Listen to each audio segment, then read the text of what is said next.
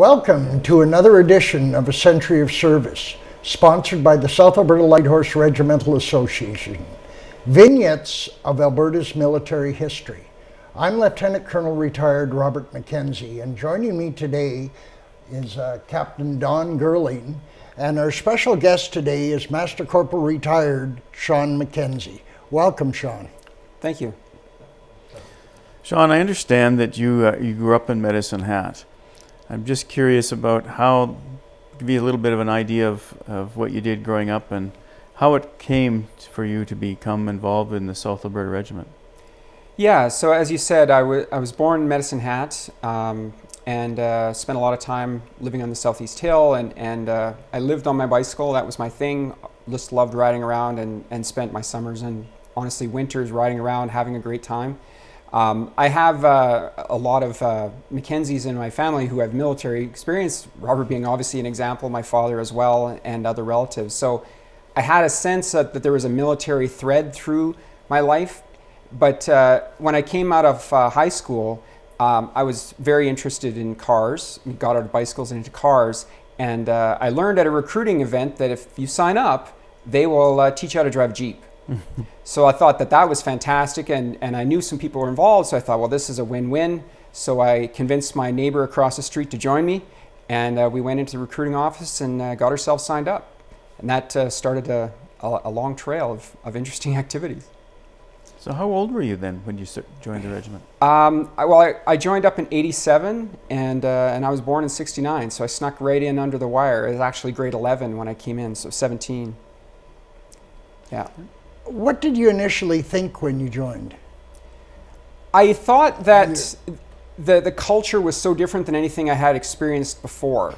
I was never in the cadets, I didn't have that background. So really I came in as a straight up civilian, minus the long hair. Never really got the long hair, but came in as a straight up civilian, and now I'm in a culture that's completely different. The rules and this rank structure and understanding how that all fits together was very, very different for me. And one of the things that was also different for me is, as opposed to many people who join up and they immediately get sent away to boot camp and get the rules of the road, I signed up right at the end of the summer. So I actually worked with the regiment here in Medicine Hat through the fall and the springtime as the new guy, having not had a boot camp course. So it was an advantage and a disadvantage at the same time. The advantage was that by the time I hit boot camp, I had an idea. The disadvantage was I thought I knew things when I was walking around here that I really didn't. So I got in my share of trouble about, you salute him, you talk nicer to him, don't go there. I didn't know any of that. So it was a balance. But it was very obvious to me that there was a very tight community in the regiment. People looked out for each other, and that really attracted me. What was your experience in learning to drive a Jeep on your crewman course? It was fantastic. It really was. We went up to Wainwright, and they taught us how the systems worked. They taught us how everything fit together. The focus was, making sure that you're doing everything safely, but at the same time protect the equipment. Don't damage it and maintain it properly. But at the same time, again, you have to be able to get the vehicle where it's got to go. You're not out for a Sunday drive. You're training for war here, so you got to move tactically. You have to use proper use of low ground and staying out of the line of sight of things. At the same time, make sure you don't get stuck. And so there's all these different things that we learned that were just great to me, because at that time I didn't even have a car of my own. So this was just I was in my glory. Okay. So at what point in your career did you end up signing up and wanting to go on a tour, military tour? So I had done a number of different things with the regiment, and had some great experiences to get me, as I started getting through the courses and getting some more experience in training. And one of the things that happened at that time is there's an annual event called the Worthington Trophy, which is around competition of all the armored regiments in Canada to say, we teach, or we have training sessions here, and now we're going to test you. And there's tests of all the different categories. So I was really excited about that, and I thought it was great. So in fact, I have a photo here as well of the certificate I got that in '92, so I'd been in for 4 years and change, I went in and did the test with everybody else, and I actually got the highest mark of anybody in Canada for that test. And so that was a great thing, and I got on the wall. And the CO thought I was a pretty good guy. That we actually got the best mark in Canada here in Medicine Hat. But that kind of extended my thinking around. There's more going on here. And at that time, Cyprus was a tour that people were going to the United Nations. I didn't end up going in for Cyprus, but when they announced that the Strathconas in Calgary were going to go to Bosnia, I thought this was a great opportunity to take everything I'd learned here and use it in a real world. Real world being, an operational theater where, there was an active civil war on at the time, and we were absolutely in harm's way. So that decision of should I sign up was a logical extension of all the training I'd received at that point and the encouragement to, be a professional soldier. It was balanced by a difficulty in that I had a 2-year-old daughter at home, and that, by the time you go through the training and then the tour and then the after tour kind of decompression training, it's a better part of a year. So that was a commitment that we made for me to do that. And one of the things that we did to make it easier for my daughter was I got a board book, the 2-year-old, the board books, and I sat on camera much like I am today, and I read the board book into the camera, which became the daddy movie. So my wife would play the daddy movie on a regular basis so my 2-year-old wouldn't forget who I was. And that became a thing. When I showed up at the airport after the tour was over, she's like, that's the guy who reads my story, and then reconnected. Yeah. What rank were you then? When I went to Bosnia, I was a master corporal in the regiment, but they didn't need a master corporal in the role because my role with the Strathconas was to drive the armored vehicle. So, they gave me the keys to this multi-ton thing with a big cannon on the top and a turret, and we had a great time. So I got demoted to corporal to be a driver of the tank. Okay, yeah, that was the Cougar. Yes, yeah. And there's a couple pictures you'll see here of my vehicle. There's a picture of us up on a hilltop sitting on the turret, and there's another picture of our Cougar down at an observation post in Bosnia with 6 wheels. It doesn't have tracks. Track vehicles have a really tough time in that countryside because it's so narrow. Lots of opportunity to fall off a hill. So the wheeled vehicles were better for that. Of course, they offer less protection, which is, the balance you strike. Okay, you went into Bosnia with the Strathconas as a Cougar driver. Yes. Driving for what call sign in the troop? 22 Charlie was my call sign. So that means I was the lead vehicle in the 2nd troop, and my troop warrant was a real keener, and so we ended up getting the more interesting jobs, if you will. He was the one, we're going to go there. So I'm now driving the lead vehicle in the lead troop. So I'm right on the pointy end, and I looked at it. I said, well, the guy up top with the gunner position, he's not going to shoot anybody today. Yeah. He doesn't have a job. I got to drive this thing. Yeah. And that became a bit of a point of pride because the roads over there are very bad, as I mentioned, up and down hills and no real runoffs. The other thing is landmines. People don't realize how prevalent landmines can be in that war, in that theater we were working in, which was not much bigger than southern Alberta, kind of draw a line across southern Alberta.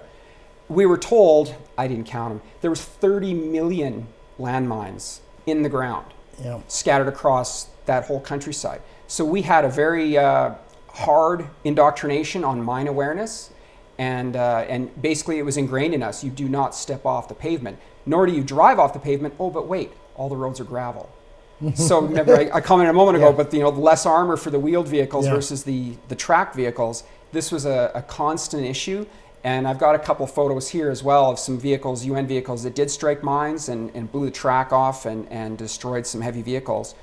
Because 30 million landmines, I mean, they're everywhere. And they're still there to a large extent. You can't go get them. How were you accepted into the Strathconas? How was that experience going from the reserves to the working with the regular force? It was quite good. I think that they knew the augmentation aspect. The regiment, the Strathconas, didn't have enough troops to fully flesh out the troops they had, so they used the reserves to augment them. And the pre-training was the time for them to gel as a team. So we got put in right with the regular Army troops, and going through all the training. We went down to California to do some pre-training there and to learn, built up areas and that kind of thing. And the intent, of course, was to take the reserve troops and make them part of that unit so that there was not an us and them component to it. And they were very successful in that. We didn't feel at all that we, were second-class citizens or anything else working with the Strathconas. They're a professional organization, and the reserves that showed up, we brought our A game and we did the job. So what was your initial reaction when you left, you did all your training, pre-training, ready to go, get all your kit, and you land in Bosnia? What was your first sense of where you were? The first sense that I was astonishing is coming into the airport, and you look out and you see, there's damage everywhere. And I'd never seen that. I mean, born and raised in Medicine Hat, Alberta, the idea that's the thing you see in movies. But when you actually get out there and you see, there's a war going on here very recently in this area, and it's only because, the UN is here now that the war's not happening anymore in this area. So it was very startling and very, the landmine thing was just overarching. It was powerfully ingrained in us. And so, we get off the plane and we're looking, okay, don't step on that grass. It was that much. And I think that's what kept a lot of people from being injured is that really, really powerful sense. And then, the culture, the languages are different, and the dialects are different. The people look different, and it's, a different mishmash of uniforms. The combatants there were not in organized regiments like Canadians were, where everybody dressed the same, looked the same, and you knew who they were. It wasn't like that at all. It was much more of a hodgepodge, almost like a sense of a guerrilla group. So you never really knew who was the commanding officer. You never really knew who was involved there from a distance. And so it was disconcerting to go in there as a UN soldier now. Your vehicles are painted white, so they're easy to see and easy to shoot at. So there's some pictures here as well. You'll see where some of the UN vehicles actually got shot up, and there was an armored Suburban that was used to ferry some VIPs around. One afternoon, some people decided they didn't like the message that they heard, so they shot it all up. That's the reality of the situation, and that was that overarching feeling of, hey, I'm just down here, I'm grabbing my bags at the airport. Oh, what's that? Oh, that's gunfire. I don't hear that in Canada. What was your specific job in the troop? What sort of jobs were you doing in the troop? Yeah, so we did a bunch of different jobs on a rotation schedule, much like everything else. So we had our camp, which is in Visoko, which is about 18 kilometers from Sarajevo. And so our camp was in an industrial area, and which was perfect for us because we had all these heavy armored vehicles and so on. But we were a self-contained unit. So we had these HESCO barriers. It's a fabric mesh kind of cylinder, and you'll see some pictures in the pictures there. We just use earth movers and fill them full of gravel, and that becomes the wall around the camp. And then everything inside that wall we have to take care of, and then you have patrols in the perimeter. So we would do patrols. We would do working the observation post. So I think there's a picture there of us sitting in the observation post with chain link fence around us. Makes it harder to throw grenades in because they just kind of bounce and fall back out.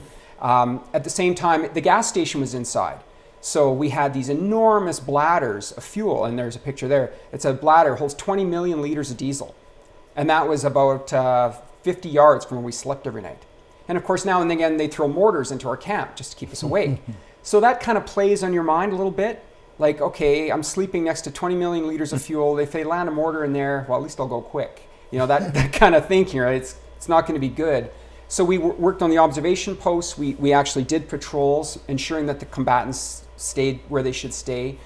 We supported and provide armed escort for the humanitarian convoys that would come through the UNHCR. They would distribute food and emergency supplies to the communities. We also did radio rebroadcast. Bosnia is a very, very hilly country, and it's hard to get good communications. So oftentimes you'd have to put a site up on top of a hill. These guys got to talk to these guys, but they can't do it straight. So they park an armored vehicle on top of this hill so that the radio message can bounce. Well, of course, now you've got these targets sitting on the top of the hill. Well, you can imagine, armored vehicles are kind of like bullet magnets. Everybody wants to shoot at them. So it became a part of the thing. You put yourself out there to do the job, but you also attract attention. And in many cases, we weren't welcome. And so that just became part of the reality. So there's a lot of different jobs we did. I think we did a great job. And, all my troop came home safe. Did you have any injuries within the squadron? There were some injuries within the squadron. There was some sniper fire and some people were injured. I got close. I was in an observation post up on the line at one time, and sitting up there, you got your binoculars, you're watching the line, and it was just late afternoon, and I hear this zip right by my ear, and then a second later you hear boom, and somebody with a high-powered rifle shot at me and just missed my head. So I hit the deck, of course, because somebody just tried to kill me. And I sat on the floor for a few moments, thinking about life, God, am I going to stand back up? And it was quite a defining moment. You don't get that experience of, I just about got killed a second ago. Yeah. That doesn't happen. And so I thought about, staying down and crawling over and going back down into the bunker. But if I did that, somebody'd have to take my place. And I was still on shift. So I, sucked up the flak jacket and grabbed my binoculars and crawled back up into the observation post. Put your helmet on a little tighter. I did cinch up the chin strap of the helmet, absolutely. It's like you were there. Yeah. And crawled back up into the chair and picked up the binoculars and looked again. And then all these games play in your mind when that happens. Did he try to kill me and miss? Was he just trying to mess with me? How drunk is he? That was the thing we learned. All sides were well lubricated at all times. Everybody was drinking. So all sorts of things. Why did that happen? What if? And knowing I have, young family at home, that was a big event. So that was one of those defining moments of, I got a job to do and I'm on shift for another hour and a half. I got to get back in the chair. And I hope he doesn't try it again. Now, you were over there for 6 months? 6 months in country, yes. In country. During that 6-month tour, you had a leave. What did you do on your leave? So that was very interesting the way it worked out. The intent is you go in country and then you serve for a number of weeks or a couple months, then you get to go away on leave, and then you come back and then you finish the tour out and then you're finished. Just because of the way the dice of the rotations worked, I was on the very last group of people to arrive as part of the regiment, and I was on the very last leave. So I showed up in country and got started on the job. Everybody had already been working for a week because, of course, the flights. So then I get it there and they assign me my vehicle and it's like, okay, now, and I'm all jet lagged because, Bosnia from Calgary is far. And then so we get to doing the job and then I go check, so when am I going on leave? Well, you're going on leave, you're the last rotation. So I did 5.5 months nonstop. And then they said, okay, you're going on leave, get your bag packed. Okay, so I packed my bag. We went down to the coast, down to Split, and then across to down. There was a leave center just down a little bit south of that, around I can't remember the name of the town now. That doesn't matter. Yeah. Anyway, so we just unplugged from that and went out to the coast. The coast is beautiful. The Adriatic coast is beautiful. There was still a lot of evidence of violence that happened there as well. So then they put us back on the truck after my 3 days of leave or 4 days of leave, all the way through the mountains again to get back up to Visico. I got into Visico, got off the truck. Sergeant came in about an hour later. All right, guys, pack up. We're going home to Canada. I literally didn't even work a shift. I got off the leave, came back to the camp, and then just packed up the rest of my locker and got back into a different truck and went out and got on the plane. So I had the long stint with no break in the middle. How was the food over there? It was great. The cooks for the regiment, they did some amazing things. They brought in food. We had fresh food on a regular basis. We had some amazing local bakers in Visico, and we contract the local bakers, provide them the flour because, of course, they didn't have the raw materials anymore. The black market wasn't providing everything they needed. So we would provide them with the flour and the salt and all those things, and then they'd make this amazing bread, local bread, and so we got that on a regular basis, and they fed us quite well. We had no complaints on that. The box lunches and go out on patrol. The thing was, we got fed well enough that the kids learned very quickly. The Canadians were the ones who would feed them, because on patrol, of course, you were in areas where the fighting is ongoing or the fighting just stopped before you got there, all the families and children are hiding in the basement and they don't have any food or water. So when the UN rolls in, all the kids come pouring out and it's like, give me bonbon, give me bonbon. Because before we were there, the Vandus were there and it was all bonbon, right? The French. So we didn't speak French, but we understood what give me bonbon meant. So all the Canadians would, of course, give the kids their food that they didn't eat all of. And we were very popular in that regard. But it was heartbreaking to see these little kids, 5, 6, 7 years old out there, skinny as a rake, wearing rags, begging for food on the side of the road with these tanks rolling by. It was one of those defining type moments where you say, okay, how did this come to be? This was a prosperous country, well organized, very stable, and now it's torn itself apart. So you get your leave, you get home, you get back, and they say you're going home, pack up your kit. You're on a plane home. How did you feel when you got back on Canadian soil? How did you react to reintegration, to normalcy, I guess I'll say? Yeah, the normalcy, that's a very good point. It was challenging. It was really challenging because when I came home, I was still the guy who was on patrol 40 hours before, So we got out of the airport, okay, no gunfire, good. And we got home and I got out of the car at the house and my wife carrying, some bags and stuff, walked across the front yard to cut to the front door. I could not step on my own front lawn. Not one part of me would even contemplate stepping on my own front lawn. I got out of the car, grabbed my duffel bag, I walked down the sidewalk to the front, and then I walked up the front sidewalk, up to the steps. It was a day before I could step on grass in my own front yard. So burned in. It kept us alive, but it brought it home. And then when I went to the regimental out clearance building, which was on the old Curry Barracks, I showed up there with my paperwork in hand, and I was walking up the sidewalk up to the front steps, and I got my first foot on the first step, and somebody opened up with an automatic weapon. Tuck, tuck, tuck. Like, whoa! It's like, jumped off the step, hit the grass, got down. And I'm laying there on the lawn. Was that actually a burst of automatic gunfire? And then I heard it again. It was air nailers. Guys were doing the roof. But nope. I wasn't waiting to find out. I was on the grass. Okay. I guess this is why we have a decompression period after these tours, because somebody on the roof going thug, thug, thug, thug with an air nailer put me right in the lawn, and I knew that, you got to get down. You mentioned decompression. Where did you do, at that particular time, where were they doing the decompression? In Calgary.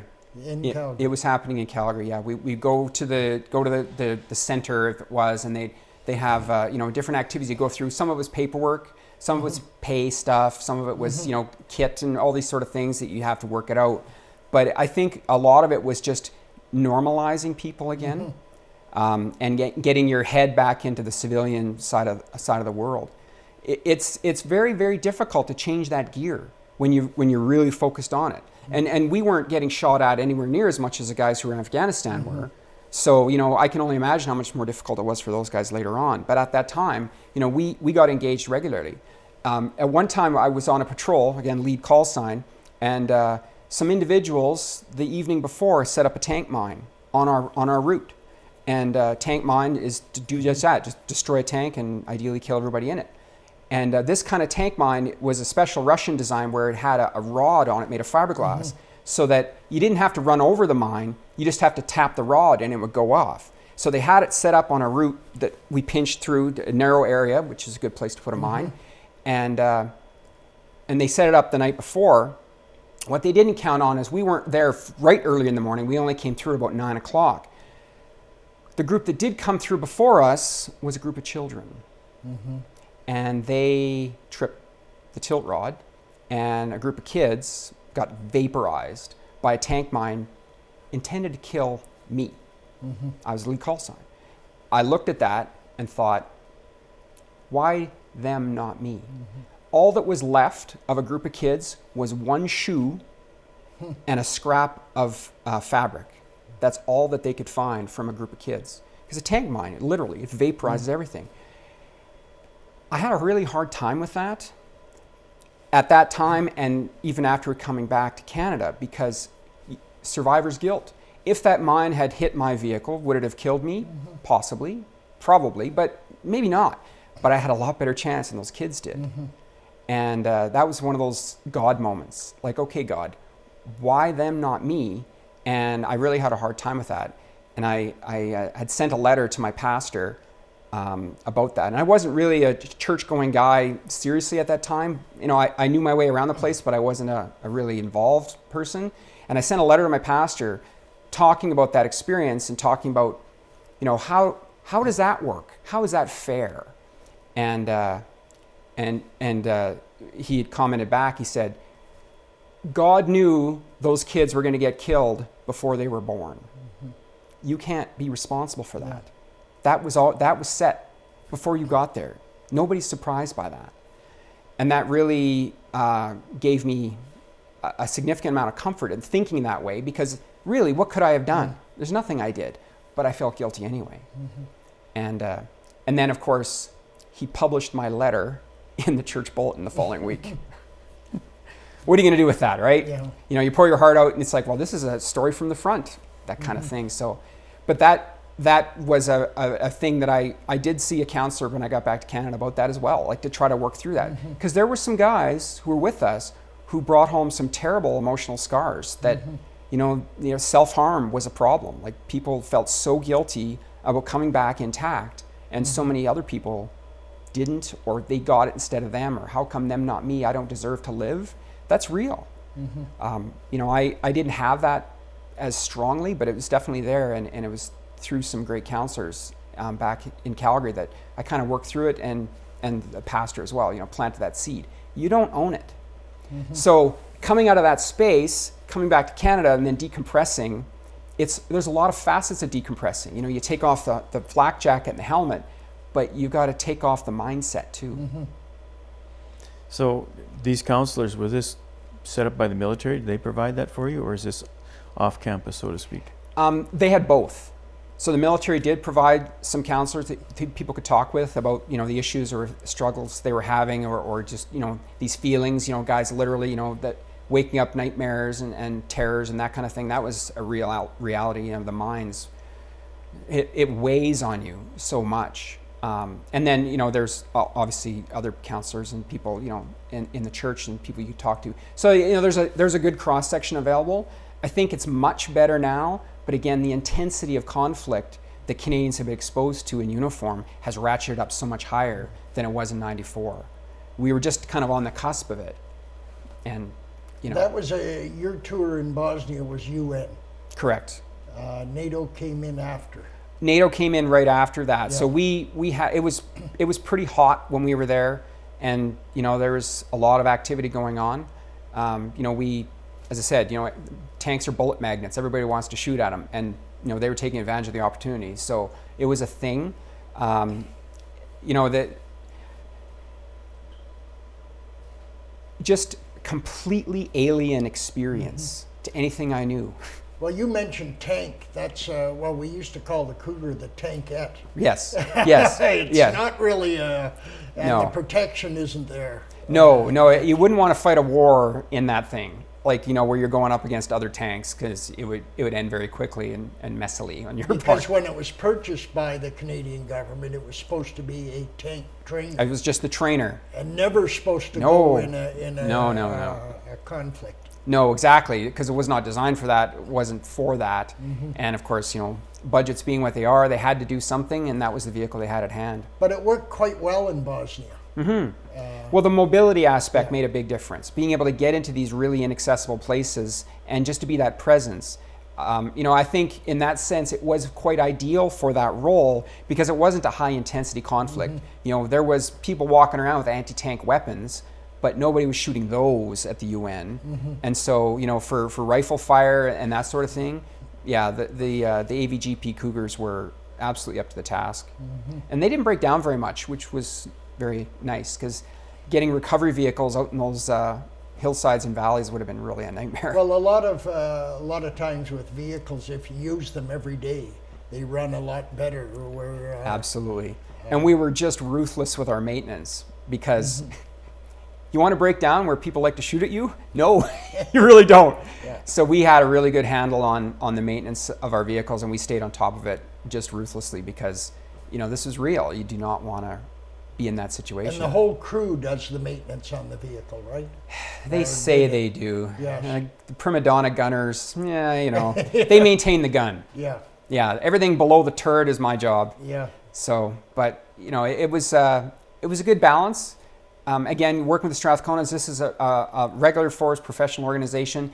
They really knew what they were doing. Their mechanics were extraordinary, and they understood the priority, and they made it happen. It wasn't, it's 4:00, day's over. Not at all. They would do whatever it took to make sure that you were good to go and your vehicle was performing properly. Mm-hmm. Felt supported and felt, again, that team aspect, which is not as common to see in the civilian world, where all for one, one for all. It's real. Now, when you got back, how did you reintroduce to your daughter? Well, as I said, the Daddy movie helped. Yeah. The Daddy movie helped, and it was just a lot of quality time. Mm-hmm. Literally just sitting down, playing with her toys, going to the park. We did a lot of time at the park, and just, of course, I couldn't go to the park right away, but after a few days, I'm allowed to walk in the park. But it was really, I heard before, and it makes sense to me. Kids spell love Time, and that's really what it was just being focused and spending time with her, and my young bride as well, to reintroduce her to this strange guy who comes back with weird stories. And now did you get married after you came back? Yes. Yeah. Yeah. So we went away, and then I came back, and there's a wedding photo here as well that shows us. So we brought our own bridesmaid. Yeah. Yes, and I like your story. The reason I did that is to save money, because I'm Scotch. But Scott. yeah, Scott. So so we got married in '95. And you met your wife in the South Alberta Light Horse. I met my wife in this building. Yeah. Yes, I did. So she was with the Service Battalion in Calgary, and she transferred down to go to college here in Medicine Hat.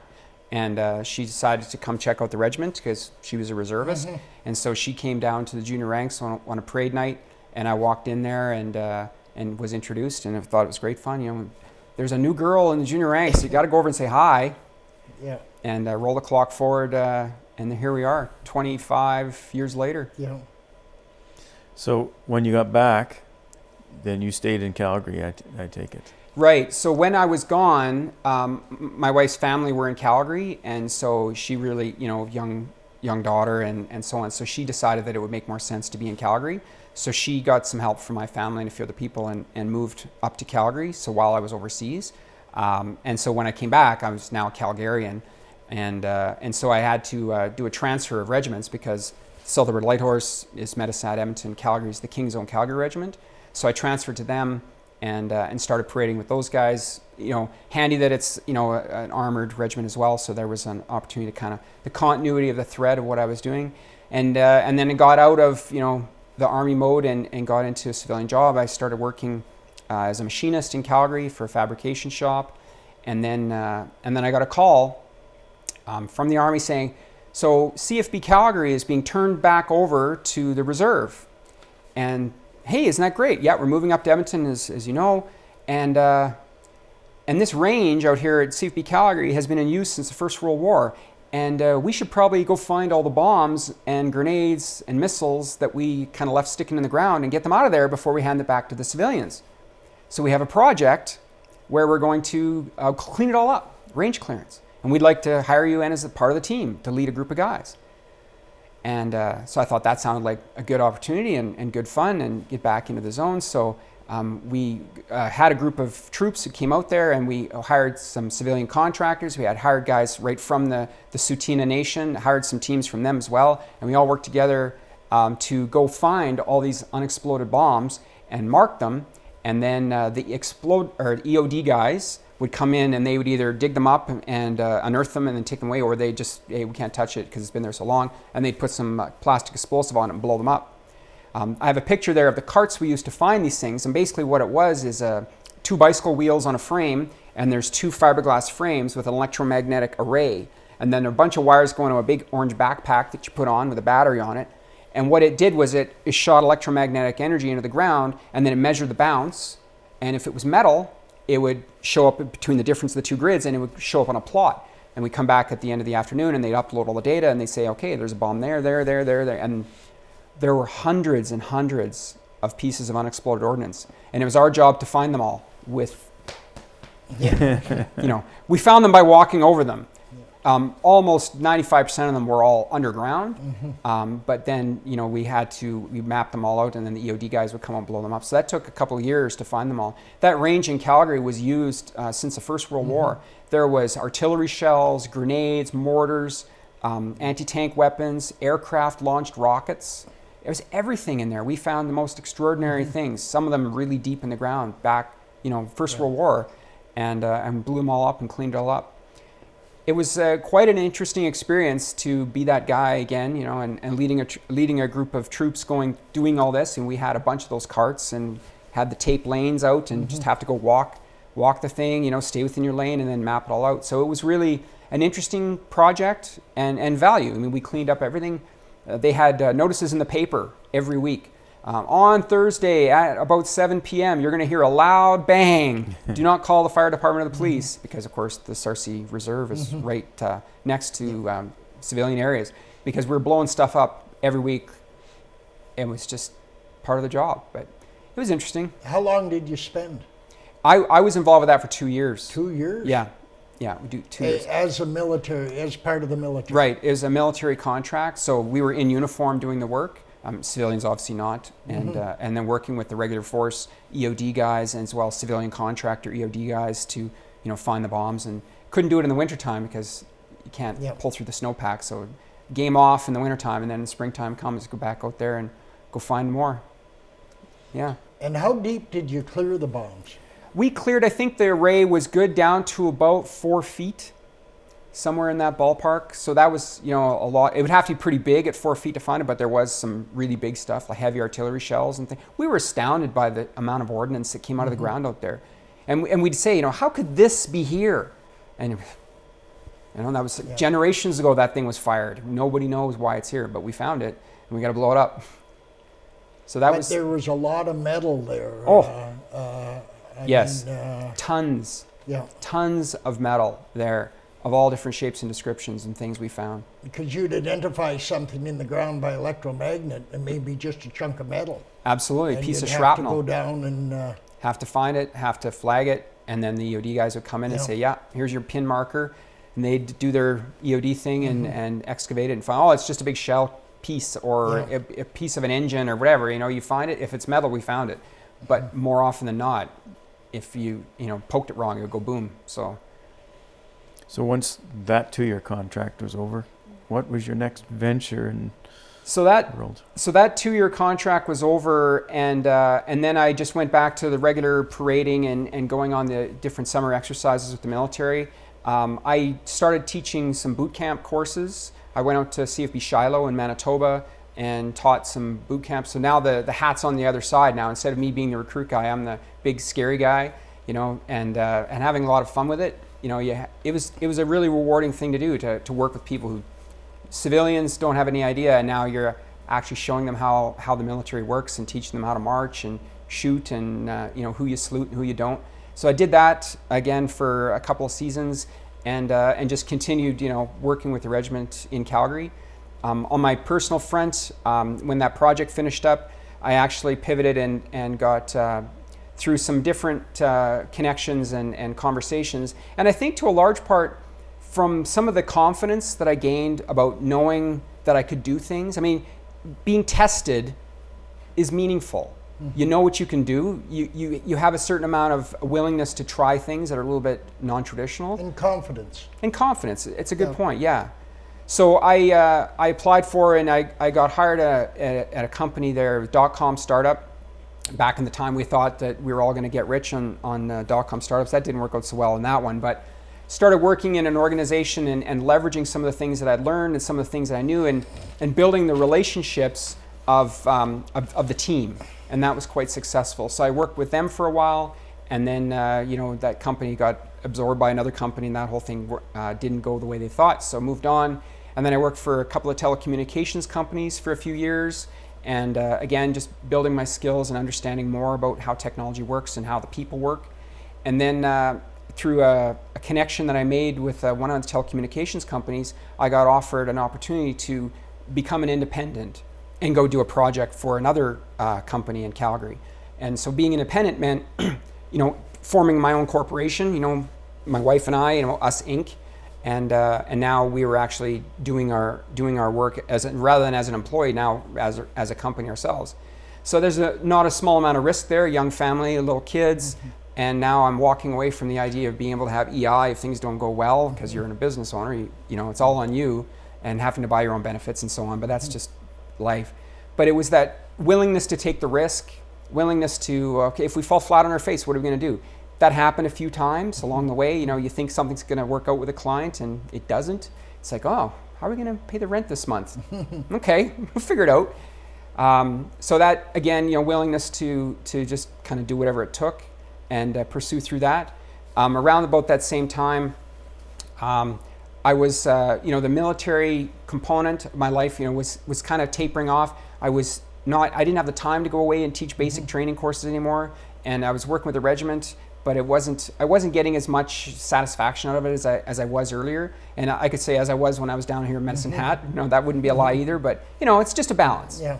And so I decided that I was ready to step back from that. So I put in my voluntary release and walked away from the military at that time. But as you can see, I didn't walk all that far.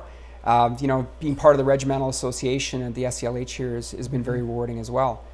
And then in that time, then we started our company and we started working and building on it and building up our brand as an organization and becoming more successful. And that just really started expanding and growing. And we worked with a bunch of different clients over the next 10 years to get ourselves built up to where we had a solid method of doing our business, and we had a good clientele base that we work with, and we had a good name in the industry. So we were able to weather some of the ups and downs of Calgary. So what actually do you do now? That's a great question.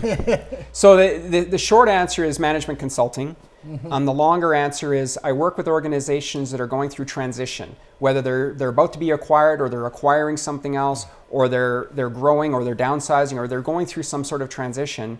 And I help those organizations plan the people, the process, the technology changes they need to make to support that. So if I'm working for a forest company, logging company, and they're going to buy up 5 new logging companies that are down in the US, well, they have to figure out a way to make these 5 new companies be able to talk to each other. And how do you report your sales for the day? How do you report how many logs you got on the truck today? How does head office know what's going on? So all those systems that have to talk back and forth, and how you build the people around that, that's kind of what I do. I'm not a technical guy. I don't write code and pound in front of a computer all day, but I work with the technologists and I work with the business guys to make it all kind of fit together so that they can get what they need to manage their business. Well, you've had some good contracts out in Vancouver in that. We have, yes. Yeah. It's been really exciting. I did some contract work for the BC government out in Victoria. I did some contract work for the BC government in Vancouver. Did a bunch of things in Calgary. Did some work down in the States, down in Texas. So yeah, it's been really, really interesting and allowed me to kind of rekindle some of the things I had when I was younger. There was a picture earlier on there about me standing next to an old 76 Firebird. That was really fun for me. I built a car. I bought this car and it was a hull. It was just the doors and the body and windows. No engine, transmission, wheels, interior, shifter, radiator, none of that stuff. It was all gone. And I bought that car and then I built it again as a car. And I got some parts cars and I got an engine and rebuilt that and put it all together. And over the course of a summertime, I was able to build up that car and drive it. And that was really fun for me. And it kind of sparked my interest in getting into car stuff. How did you learn this? Just by doing? Learn by doing, yes. And again, the idea of being willing to take some risks and having the confidence to try it. I was, so at that time, interestingly enough, how that worked out was when I was here at the SCLH, CFB Suffield have their range control guys, basically firefighters for when the tanks go out there and set stuff on fire. These big fire trucks have to go out and put it out. And they're monster trucks. They're big tires and big water tanks, and they go out on the range and they put the fires out. So they needed some help. So I got a contract to go out and work with those guys. And so I was a firefighter on the range for like 2 years as part of a relationship I had with the SLH here. But there's a car club out in Suffield, and they had a hoist in a shop, a tiny little shop, and nobody was using it. So I was able to wheel that old Firebird into the shop in Suffield and put up on the hoist, and I used that on the evenings and weekends, and I built a car. So the military allowed me the shop space to be able to build my first car when I had no garage. And that really set a seed in my heart. It's like, yeah, working on old cars and making something out of nothing, really satisfying. So that allowed that. So you had quite a bit of full-time work with the military in Yeah, your time in your absolutely. 14 years. Absolutely, yeah. 14 years of service, and I had a lot of periods of being full-time. You know, firefighter is one, basic training instructor, going to Bosnia, being, you know, doing the range clearance in Sarcy up in Calgary. Yeah, there's a lot of different pieces of work that I did with the military, and all great experiences and great memories. You know, I don't have any bad feelings about those times at all. Do you think that your training and your experiences, particularly Bosnia, provided you with a framework to allow you the fortitude to go out on your own and create your own business? Did they provide you a framework to allow for that, do you think? It definitely was a significant factor in it, about helping me shape, you know, what risks I'm willing to take and how to determine how far and how hard to push. You know, it's the idea of learning what you can do. And the military is great at this, about showing you that your boundaries are bigger than you thought they were. And a couple of years ago, I got this idea in my head, I can run a marathon. And I thought, well, that's kind of a silly thing. And I was talking to a person I was running with. They said, well, Shawn, if you think someday you might run a marathon, you think you might? I said, yeah. He said, so do you think you're going to feel like running a marathon more next year or in 5 years? It's like, well, probably next year. He's like, so why don't you just sign up and train for next year? I'm like, oh, you suck. So anyway, so I signed up and I trained for a year to run this marathon. Well, during that training, marathon's very, very far, and I'm not a runner. So, you know, I did all the running work, but the perseverance to not give up. I mean, some of the training runs were like 25, 28, 30 kilometer training run to be able to get your brain in the space so you can run that far. Well, the determination to do that was a lot of flashbacks to boot camp and running. And it's like, you know, last two to the front. So a group of people running down the road together in two ranks. Well, the way to push even harder is tell the guys at the very end that they have to sprint to get to the front. And then so you do that.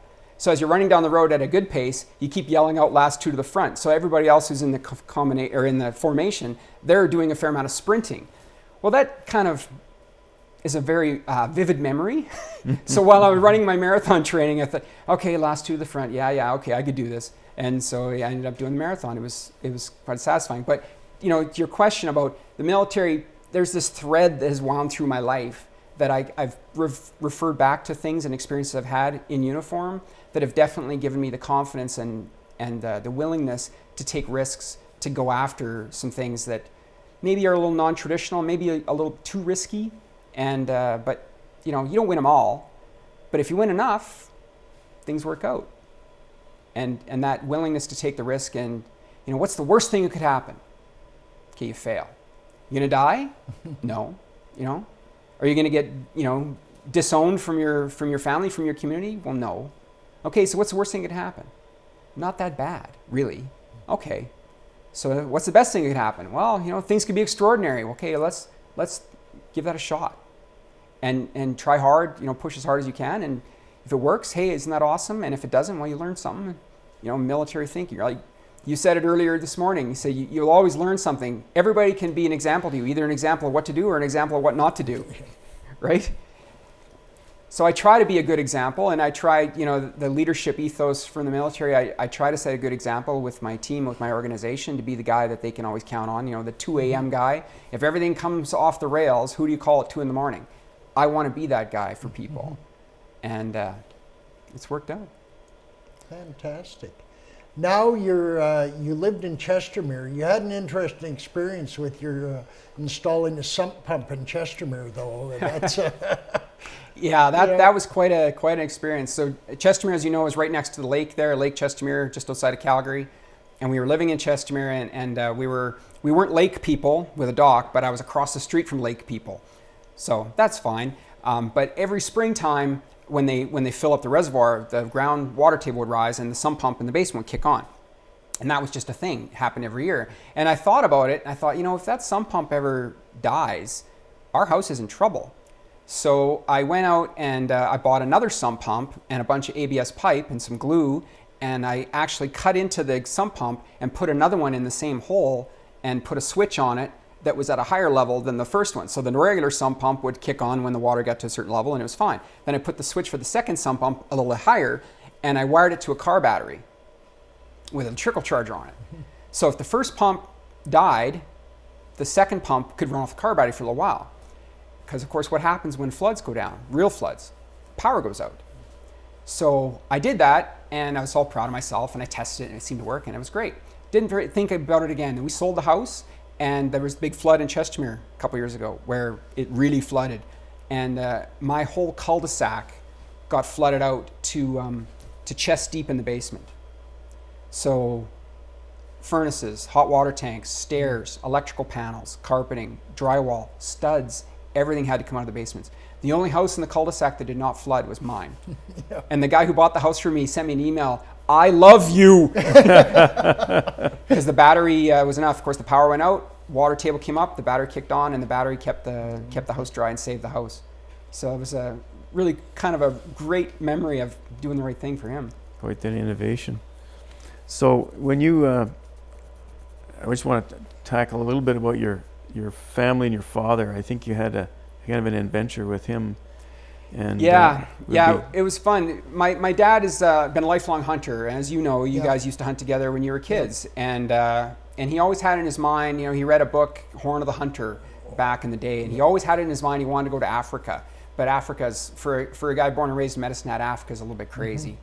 And so for his 65th birthday, he was given a trip to Africa by his wife. And she called me up and said, "So Shawn, I'm sending your dad to Africa for his 65th birthday for a photo safari, but I'm not going. You got to take him.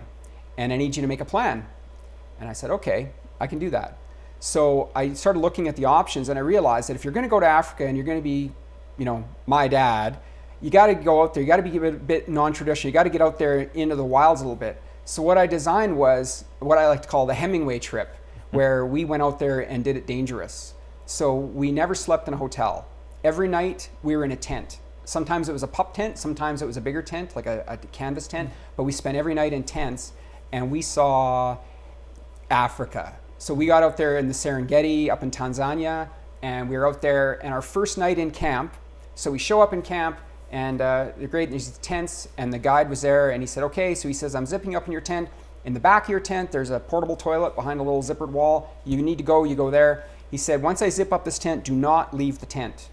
He said, "We're going to extinguish the fire, and once we put the fire out, all the game will come into camp and look for things. And if you get out of the tent, they're going to find you." Okay, that's fine. Sounds like a good safety briefing from a military thing, right? So about 40 minutes later, a pack of hyenas dragged half a gazelle into our encampment and proceeded to tear it apart right next to our tent. That was our opening night. Yeah. And the only thing between us and a pack of hyenas was a piece of canvas. Yeah. And nobody in the camp was armed. Wow. So if it went bad, you get your shovel and fight for your life. So that was, Hemingway for that. Had some fun. Got to see a lot of amazing things, and lions, tearing down their prey and everything. We got right out there on the edge, in open vehicles, and no glass between. Like, you're right out there, having the Hemingway experience, getting right out of there. They have those big anthills that you've seen, some of the anthills like 10 feet high. So Dad and I, we said to the driver, he said, "We want to go get in those anthills." He said, "Yeah, but I want to go check for snakes first. Because after the ants leave, the anteaters come in or eat all the ants. And once the anteaters have left, there's bigger holes. And then the snakes go in there and they live. Mm-hmm. So I'll check it out." So he's throwing rocks at this thing. And it's like, "Okay, I think it's good." So we go up and stand on top of this anthill. It was really high, and it was really kind of memorable. That thing. And then we went down to Zambezi River in Zambia. And we floated the Zambezi River in these little canoes. Little two-person canoes on the Zambezi River, which is a lot of river. And the safety briefing for this one was, in this river, there are crocodile, hippo, piranha, and this other lizard, I can't remember the name of. Mm-hmm. He said, "Do not get out of the canoe. If you fall out of the canoe, get back into the canoe as quickly as possible. Do not go any nearer the hippo than me, because if you get closer, the hippo will come and bite you in half. That's the way they say go away. Hippo are herbivores, but the way that they say go away is to bite you in half. Yeah. He said, I have no rifle, I can't help you. If you guys go the wrong way, you will die. And there's piranha too. Yeah. And so we get in this little pup canoe, like good Canadians, right? We're in a canoe in Africa, and the water and the rapids and stuff, and then we put in that night on shore, on a hippo trail in pup tents. No rifle. Just kind of getting out there. So that was pretty crazy. And then I think there's a picture there as well. When we finished in Zambia, we went down to South Africa and went out and did shark diving with great white sharks in a cage. So you get in the cage, and of course the sharks are there because, you know, Shark Week, that's where they film Shark Week, is right off the tip of South Africa, because of the confluence of the two oceans, there's lots of fish there. And so where there's lots of fish, there's seals, and where there's seals are sharks, because seals are sharks' favorite food. So they dressed us up as seals, well, put on a dry suit, which makes you look like a seal, throw us in a little tin cage, and the great white sharks come in, hey, you know, the buffet's open. And there were sharks, 16, 18 feet great white sharks, and they're right here from me to you. Yeah. That was crazy. Super fun. Well, Shawn, thank you very much for coming today. It's been a very interesting interview. And thank you for joining us for this edition of A Century of Service.